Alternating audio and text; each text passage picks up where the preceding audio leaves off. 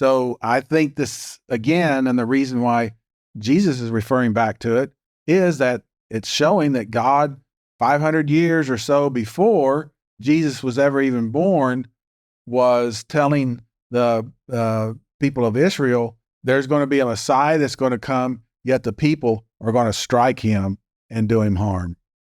We find here that it speaks clearly of Jesus. And again, Jesus applied this to himself in his death. Awake, O sword. Well, swords aren't asleep or awake. So it's giving human characteristics to an inanimate object, a sword, which gives us a clue that the sword part of it is symbolic, but the rest of it's not. So that, again, gives us just one more clue as to how to interpret these passages. We find that the militaristic aspect, he was actually killed not by a sword, but by a cross. And we learned earlier in the book about chariots and horses and things like that, the bows, the military aspects of this, often symbolic of future military actions.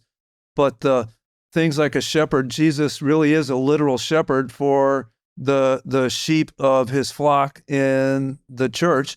Therefore, we find these things that he can fulfill literally some things, but other things are clearly symbolic.